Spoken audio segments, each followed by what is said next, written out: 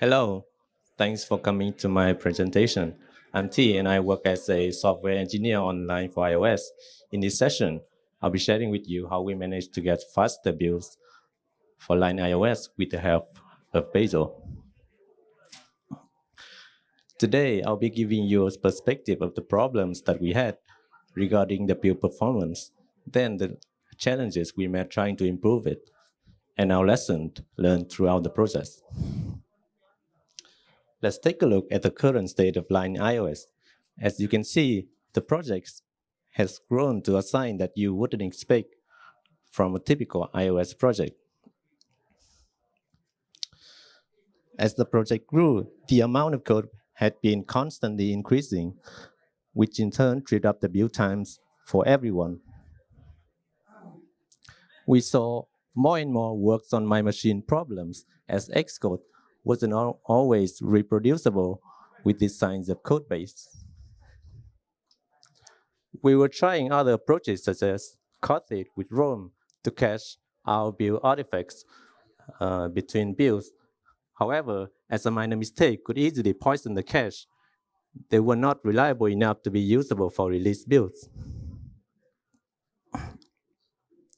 So we took a look at Bazel. Bazel is known for fast and reproducible as it only builds what is necessary. It produces the same artifacts as long as your inputs haven't changed. The correct reproducibility is what makes remote caching possible, thus makes it scalable. Furthermore, it is fully extensible. You can create your own extension to build pretty much everything.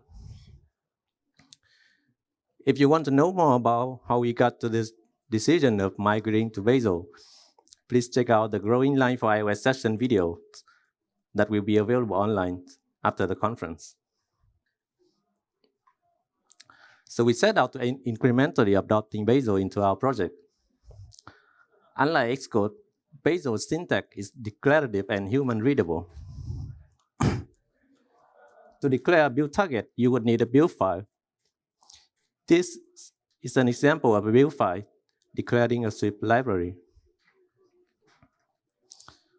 In addition to supporting building iOS app, Bazel also provides a set of build rules to support packaging static frameworks for third-party distribution.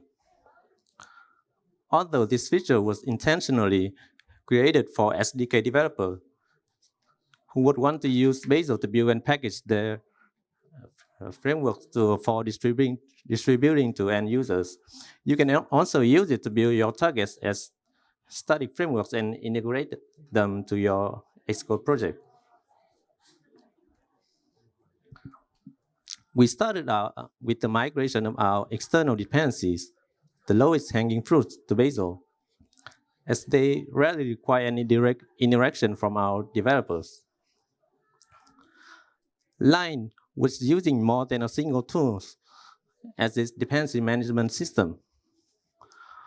For the most part, Objective-C dependencies tend to be managed by CocoaPods, and Swift dependencies tend to be managed by Kotlin. Git submodules are also being used for dependencies that are directly related to iOS. Migrating Swift dependency was fairly straightforward, largely because Swift has no concept of headers. However, at the time of the migration, the iOS static framework rule didn't fully support Swift-based static framework, as it didn't collect the Swift doc and Swift module. So we added an extension to post-process the framework built by Bazel in order to collect them. For the Objective-C dependency, another open source tool, Pod2Build, that has the capability of converting CocoaPods dependency to Bazel. However, it still has multiple shortcomings, such as requiring CocoaPods to be installed globally, and the converted build files aren't so human readable. Additionally, since we wouldn't want to add any new Objective-C dependency going forward, we decided to not use pod2build directly, but only use its converted build files as references and manually writing our build files. One of the roadblocks first was migrating mixed Objective-C and Swift modules to Bazel, as there are more than one-third of targets in line are mixed language targets. Bazel has never been nor has plans to add support for building mixed Objective-C and Swift targets.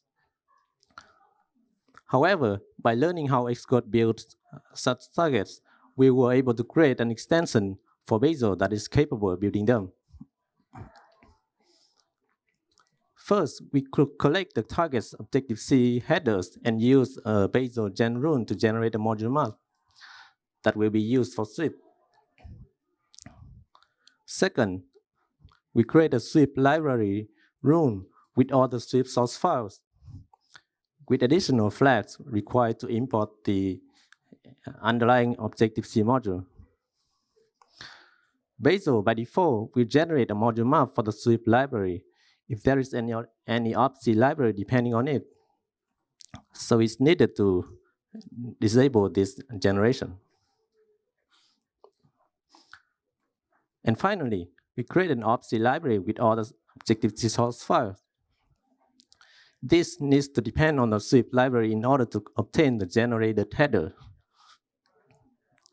This will be the wrapper target. And lastly, you need to make sure both Swift library and Obc library targets share the same module name. For local development, we use Tulsi to generate an Xcode project from our build files. To make debugging the pre-built framework possible, we use a trick by overriding an LLDB setting to eliminate the need to inject environment-specific information into Bazel-generated binaries.